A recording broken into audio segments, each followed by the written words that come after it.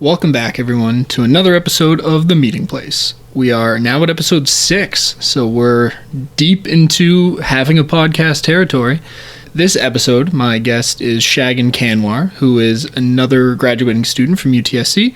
I've known her for a few years. She's been heavily involved with the Women in Trans Center, so we talk quite a bit about her involvement there and the different roles she's had.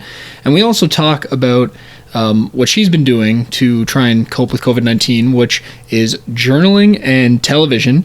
And we didn't talk about it in her interview, but since I guess I've interviewed her, I started watching Jack Ryan on Amazon Prime. And if you're really into like spy espionage type shows, or you just love John Krasinski from The Office, watch Jack Ryan. It's great. There's 2 full seasons out right now. I burned through season 1 in 2 days because that's how we watch TV in this day and age, not 1 episode a week for 20 weeks. Times are changing, and that is how TV works. It's a great show, so check it out. Or, as has come up in a few of the previous interviews, if you haven't seen Tiger King yet, go watch Tiger King. But I'm sure you've all seen Tiger King already, so let's get to my interview with Shagun. I hope you enjoy it. So my guest today is Shagun. How are you doing today? I'm doing good. How are you, Jonathan? I'm doing great. So let's talk about your time at UTSC. Talk a little bit about your program and how you ended up picking that program, and then we'll get into some of your extracurriculars because they are many. Yeah, for sure. So I started with a double major in neuroscience and psychology because the human mind just really fascinated me, and that's something I really wanted to further explore and learn about when I came to university. And UTSC had a really good program for psychology, which is why I primarily chose to come to UTSC. Also with the fact that UTSC was so close by to my home, and it's a smaller campus, which really allowed me the ability to like make connections on campus and really have good experiences. All right. So graduating this year then. So that must be quite the unique experience for you, finishing off school as you have with not being able to finish your final courses on campus. Do you think that's impacted you in a great way, or is it just kind of a strange thing that you have to deal with?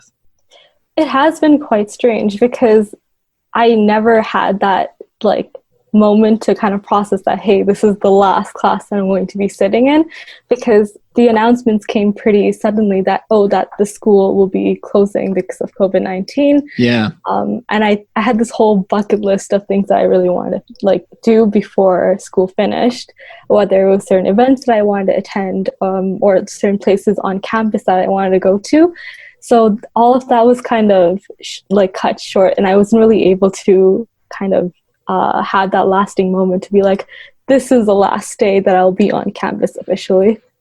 Yeah, I remember a similar experience when I was in university, but I knew I had that time. And so I imagine it's quite different when it's so abrupt, as you said. I mean, I think it was like a Wednesday where everyone found out no more classes after Friday or something like that, or Thursday even. So it was a very quick turnaround. And so now, knowing that you're graduating and you may have missed or have to delay some of those final bucket list items, what do you plan on doing after you're fully done and your final exams are through? So I definitely, whenever like all of this stuff with COVID-19 like calms down, I definitely do see myself coming back to campus. So it won't be the last time that I was on campus, that random day when everything shut down. So that's one thing. I definitely would want to meet up with my friends because I haven't been seeing them and I've been missing them a lot. Mm-hmm. And traveling. I really, really badly wanted to travel once I was done with school, but all of those plans have now been like pushed off. So it's a lot of uncertainty for the future of what exactly is going to be happening. But we're slowly figuring it out.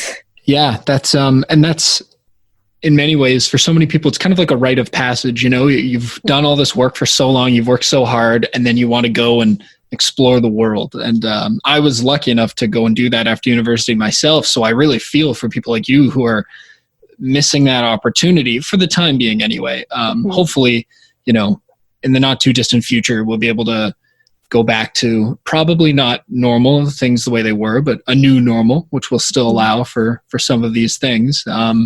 I know today, for example, though, the U.S. and Canada agreed to keep the border shut for another 30 days. So thank God. That's I agree. Absolutely. I have friends in Michigan, and they've got protests going on in Michigan, people who think their freedoms are being stripped away. And it's just crazy what's going on. I mean, everywhere, but there in particular.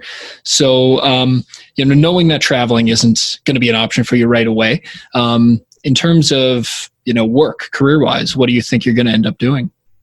See, I was planning to take a year to kind of really explore certain opportunities because I didn't want to immediately go into grad school. I'm still sort of figuring out exactly what it is that I want to do. I did come into university with the general idea of that, hey, I want to go into healthcare in some form or another. And that was the reason why I was in psychology and neuroscience. But through my extracurriculars, I actually discovered that there's other sides of healthcare that I might be more interested in. And so right now in my mind, I'm kind of just trying to figure out hey, what are the master's programs that I'll be applying into? What are the potential jobs and things that I will be doing during potentially this upcoming year?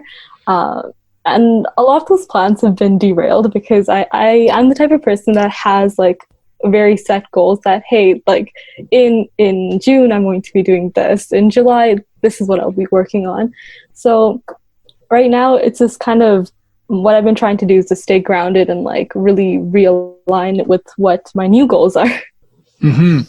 Yeah, it's I wouldn't say I'm nearly as planned out as that, where I know what I'm doing month by month, but my plans have certainly had to change as well, and it's so strange having to try and manage around something that while you and I can self-isolate and stay at home and try and solve this problem, there are other people out there who don't do that and who don't even believe it's necessarily a problem. And so figuring out how to kind of manage what the future holds in the short term, more so than the long term, I think it's very confusing. Yeah, for sure. Yeah. Now, based on the kind of career trajectory and not knowing entirely what you want to do yet, you've been heavily involved in your time at university in extracurriculars, and would you say that those experiences have had an impact on what you think you might do with your career? Yeah, most definitely. When I first came into university, my entire first year, I actually did absolutely nothing, or the bare minimum when it came to extracurriculars. I was just very focused on my academics. So when second year started, I suddenly got involved in so many things because I was wait a minute, my first year was so boring and I really want to do things. And I met so many people that taught me so much. And really guided me in the sense that, hey, here are opportunities that are available to you on campus and that you should be making the most of while you're here at UTSC. And I think that's the benefit of UTSC being such a close community, that you definitely learn so much from your peers and the people that are around you. So I ended up getting involved with a lot of nonprofit student organizations like Red Cross and also UNICEF. And that really helped me learn how to each club, it kind of works like a small business in a way, because there's so many different roles and expenses, and you're just learning how to handle all of that. And additionally, you're also working in a team, so you're developing those skills as well. So there's always different situations you're encountering. So definitely those experiences really shaped me into who I am today, because without those, I think I still would be the quiet student that was studying away in the corner in the library somewhere. As somebody who's definitely been so heavily involved with and working with different people from different fields, actually. I think even working at the UTSC Women's and Trans Center really changed me as a whole, because that space, there's so much informal mentoring that happens. You'll meet people from any year on any random day from various programs who are also in different clubs and are a part of different communities on campus. So the type of conversations that happen there, they're just so enlightening, and like there's such an exchange of ideas in that space that no matter what you're talking about, you're learning something or unlearning something. Yeah, that's a great way to think about it too, right? The idea of informal mentorship. I love that, because it's not like you can go into, I mean, I guess you could go into a club and say, I'm going to learn this and this and this. You have an objective, a clear goal. I'm sure some organizations, that works for some people. But I find with student organizations, there are so many things that are unexpected, right? The things that you only get by doing the experience, and you wouldn't even know you were going to get that from the experience until it happened, which is a super vague statement, right? But when I talked to Miriam the other day, and in her interview, she said something quite similar to you, that like it's like running a small business, and that you have to get all these separate skill sets, and you just kind of pick them up as you go, right, as needed, because you don't need everything at every point in time. But there's kind of a development arc, right? I mean, I think you would probably say, and you tell me, but when you first got involved, you didn't need as much of a skill set as you did in your later years when you were doing more and more heavily invested with those student organizations. Oh yeah, for sure. Like I think, especially with the Women's and Trans Center, I first started off as a volunteer, and I volunteered, I think, for like 6-7 months. And you kind of, at least from that, I kind of got the gist of like, okay, this is how this space operates and works, and this is what I can potentially do. And one of my mentors in that space encouraged me to go for a board of director position, which is through elections.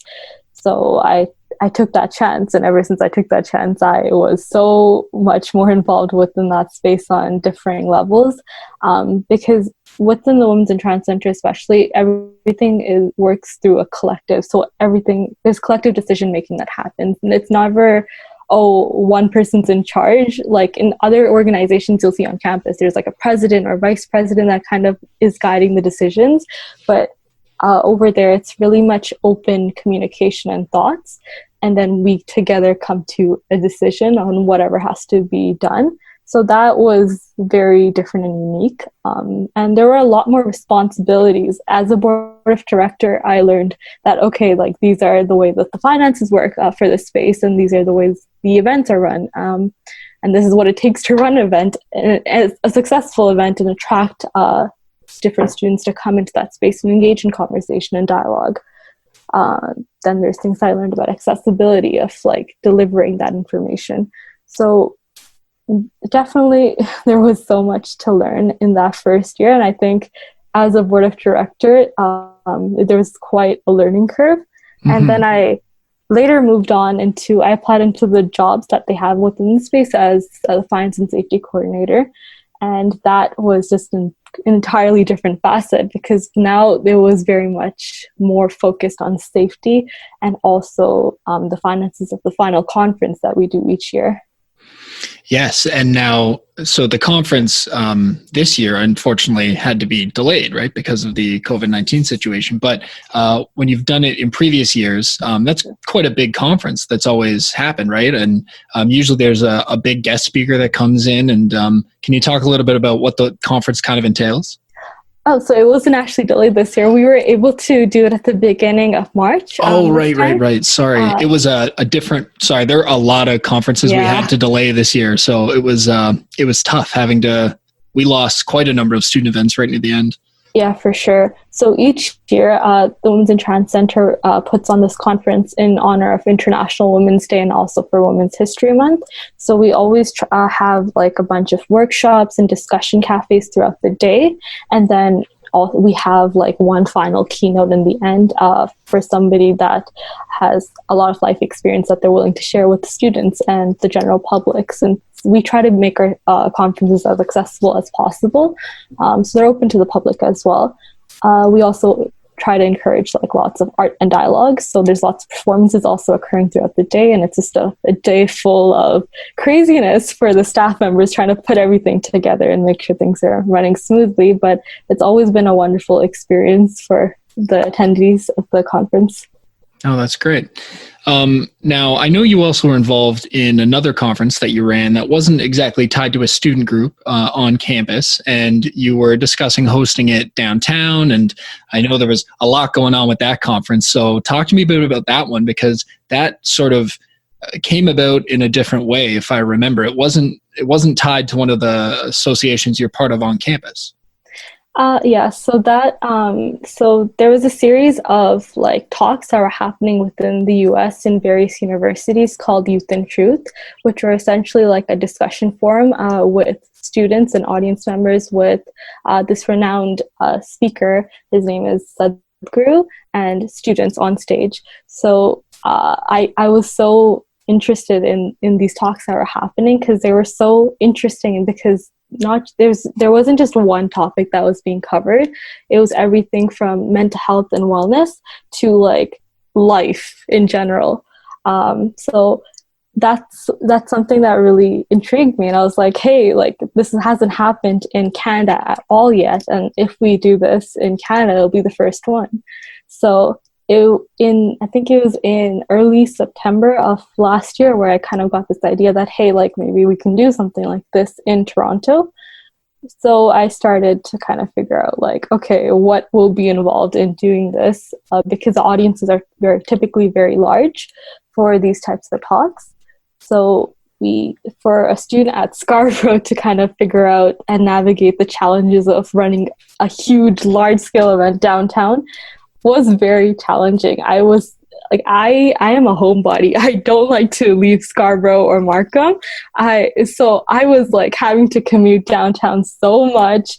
I was having to make connections and talk with so many people, whether it was Department of Student Life downtown or student groups or student leaders downtown that were like willing to help out and share like their experiences with access to funding and whatnot, and also space because for this type of event, like you need large spaces, and typically classrooms or like spaces are booked for like things months in advance. So it was interesting, like having to figure all of that out as an experience. And yeah, I learned so much. Yeah, and you know, it's when I listened to what you said a few minutes ago about when you were in first year, you didn't do anything, right? And then you've built your way up to doing all these crazy, unique experiences in your final year.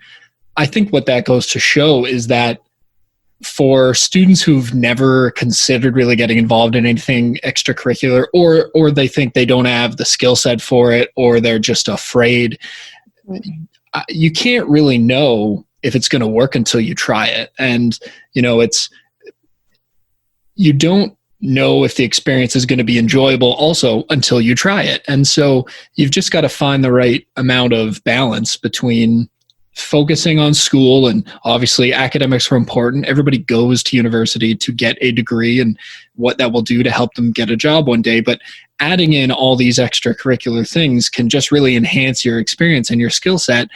And you don't have to be a specific type of person, I don't think, to do that. Like, could you have seen yourself when you were in first year, if you saw everything you've done now, would you surprise yourself? I definitely would, because like I had like, no, while I did come into university, I think that, hey, that there is, I do want to be involved with conferences in some aspect, just because I think it's a very good opportunity to kind of develop certain skills. I definitely did not think that I would be like helping kind of plan and organize such huge events, like especially as somebody like I came from a very like small school. Like my graduating class was 30 students. That's how small. Oh, that is very small. Yeah. So for me to come to university was quite different, because I know a lot of people think that UTSC is small, but for me, having to like come from a class of 30 students to like so many here, it was quite different and challenging in that aspect.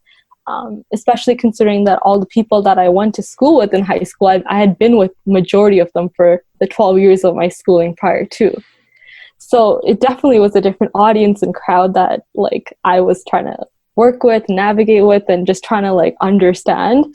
at UTSC. So no, I definitely didn't think I would be doing all of this.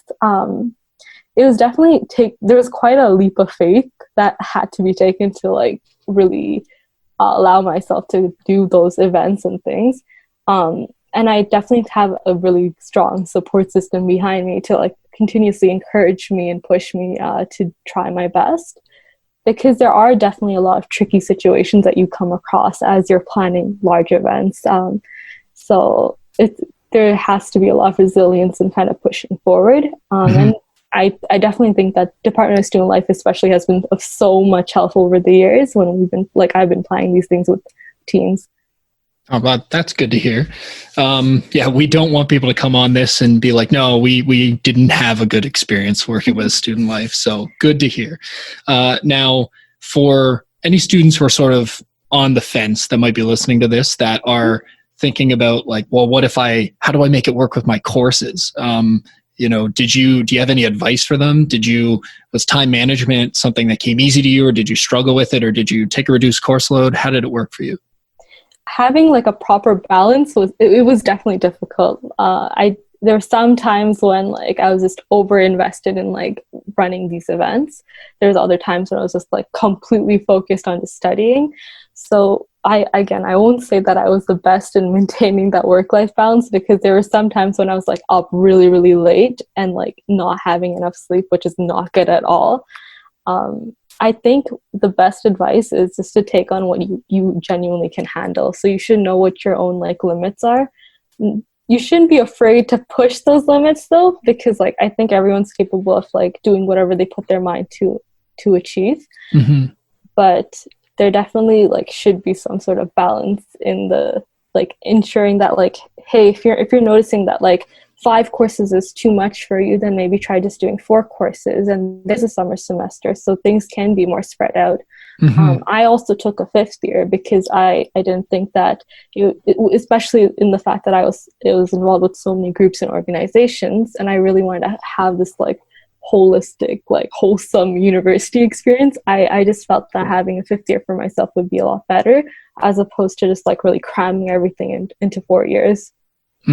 Yeah, I actually did the same thing, where I realized pretty early on, well, the other side of it was academics were a bit of a struggle at the beginning for me. So I had to get those grades up. So I already knew I was going to be doing a 5th year. So I ended up spreading out my course load to try and even it out over the remaining 4 years. And that allowed me to do all kinds of great extracurricular things that, what I think helps with when you pick the right things, as long as they're things you're passionate about, you'll find you make the time for them. And if you care about it, instead of it just being some resume padding thing that's going to make you sound good or look better, I think you're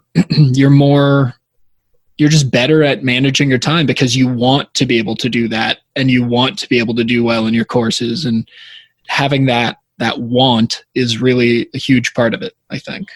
No, for sure. Like with all my extracurriculars, I think I was really much driven by this passion to kind of really give back to the community in some way or another. And a lot of the organizations I worked with had this mission of educating, engaging, and empowering people to really like do things, whether it was activism with the Women's and Trans Center, or fundraising with like lots of the nonprofit organizations like Red Cross, which I was working with.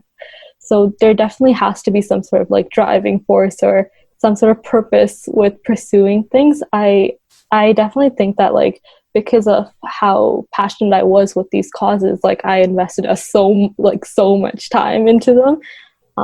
And that's one thing like I'm really grateful that I actually did. I like got out of my comfort zone, and I took on challenges and opportunities that I found very difficult and scary at first. But then I learned and I moved forward. Yeah. So scary. I like that word, because like, yeah, things are going to be a little frightening and a little scary, but that passes pretty quickly. I think whenever you get involved in something new, and it's not just getting involved in extracurriculars, it's like anything in life, right? Any new thing is going to be a little bit scary. But that passes pretty quickly. And then you just fall into the groove of like, oh, I like doing this thing, I want to keep doing it. And you get better at it. And mistakes are made early on, but who cares? Yeah. Yeah. So talking about, we kind of did this a little bit backwards. Normally we talk about that and then we go into, what was school like now that COVID-19 is hitting. But to kind of go back to COVID-19, self-isolation is a weird situation, and everyone's been dealing with a little bit differently. What are some of the things that you've been doing to kind of, manage your stress or anxiety or anything, or even just, feel like you have a schedule? What are the things you're doing to kind of deal with the situation? Honestly, the first week I was at home, I was just so out of it. Like, I was so lost. I had no routine. I was just like, it was just such a difficult time because I think that was for so many of us, that was the situation. Yeah, like I was so worried about like school, like what's going to happen with canceled exams and assignments. And plus I never worked from home. Like, I always studied at school. So I was in the library. I was that student who's in the library till 10 p.m. or whatever the library used to close. Just like doing my schoolwork after I was done with like my classes and like extracurriculars in the day. So having to study at home was very challenging. It still is in a way, because I have a younger brother, Krish, who loves to play video games, and he's right next door to me. So he's always gaming with his friends. So, which is why I always prefer to study outside of the home. So it's been an interesting way to kind of like compromise with my younger brother, to be like, okay, so I have to study, or I have this exam from this period, this time to this time, so don't bother me. And in the same way with him, because he's going into high school next year, so he's also like wrapping up with grade 8. So it's an interesting experience for him. Yeah, that's got to be weird too. Like, yeah. Or like high school kids who like no prom now. That's all these different things that people are missing because this thing is hitting us kind of everywhere. For sure. But like one thing that really helped me was like, I think at one point, like after the first week, I was just so fed up like the way my day was going. Like, I wasn't getting anything productive done. And I was just feeling very stressed out with everything. So I just like forced myself to sit down, get my calendar, get my agenda, and just like fill in all my dates and just write out, okay, so this is what I have to do at this time. And this is the daily routine I'm going to be following. And I started journaling. So in December, I was gifted a journal by one of my cousins. And I'm not the type of person that likes to journal at all. But like, I don't know what possessed me to like pick it up and like give it a go. And that helped me so much. So it's called the 5-minute journal. And like it's how you're supposed to like kind of reflect on what you're grateful for and like what are the things that you want to like do. So that's been really game changing for me, because it really helps put my day into order and like makes me really like strongly reflect on what exactly I'm doing. Yeah, that's interesting, because I think there's a lot of people who are realizing things they, when you're stuck at home in a way, all of a sudden you find out you're interested in something you didn't know you were interested in before, because now you have the time to explore it, or you can't do some of the things you used to do outside of your house. So you end up finding new ways to entertain yourself and keep you grounded. For sure. Now, I know you also mentioned that you were watching a lot of Netflix. So I need to know, have you watched all of Tiger King yet? No, I've been staying away from that show. No, get on it. Tiger King I don't know. It's wild. It's a wild ride. Yeah, I've been watching Kim's Convenience though. That's been on my like watch list for so long. And now I'm trying to slow down because I'm almost done watching all the seasons on Netflix. And I think season 4 is somewhere. It's not on Netflix, but like they've renewed for another 3 seasons. So I'm just like, yes, oh my gosh. But yeah, my prime source of entertainment is about to soon be finished. So I need to find another show. We're in sort of a golden era of Canadian TV right now, I think. Mr. D, it's wrapped up, but that was a great sitcom. And now, so Kim's Convenience, Letterkenny. I love Letterkenny. Fantastic. But there's all these other great Canadian shows out there. So there's lots of content on Netflix. And Netflix now is one of, 38 streaming services. So there's many different ways to find things to watch. Yeah. I also plan like lots of Netflix parties with my friends once exams are done, just as a way to continue staying connected and do something Mm-hmm. at least to keep ourselves entertained.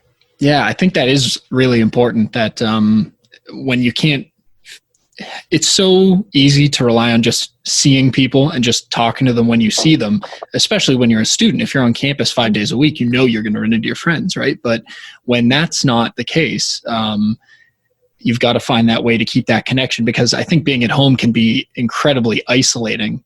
I mean, we call it self-isolation for a reason, but that's why I think the government changed the wording, right? From social distancing to physical distancing. We don't want you to not connect with people.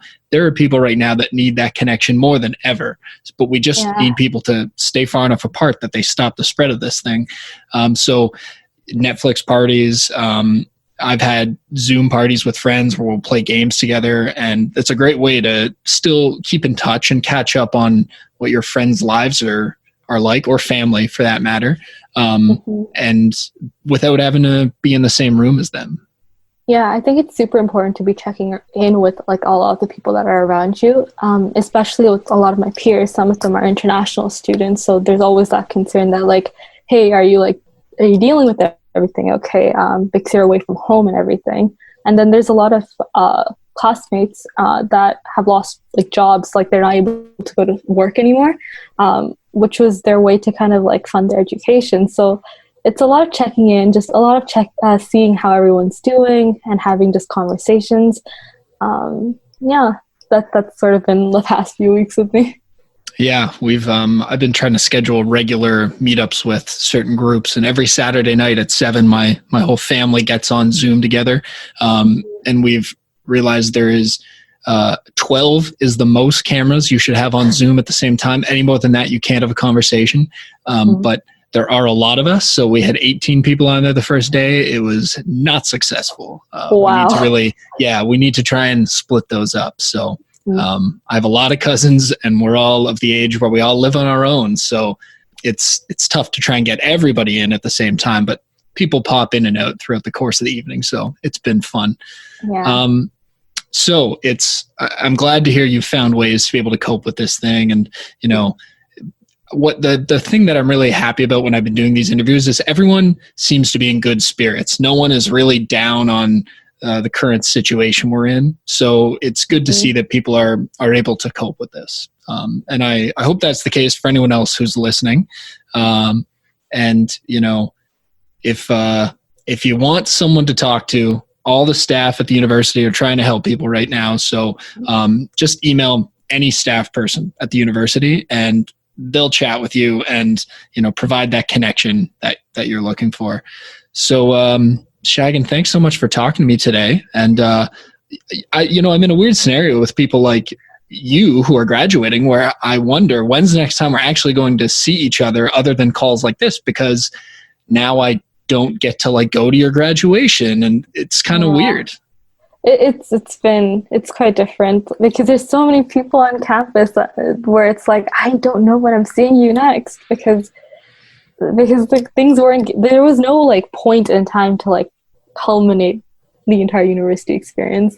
Like I've worked with so many people on campus, from accessibility services where I've worked as an invigilator in the past year, and people from different student campus groups, councils, and committees. It's just been so different not having to see all those faces anymore. But I think we're all like finding ways to stay connected and in touch, which is always great.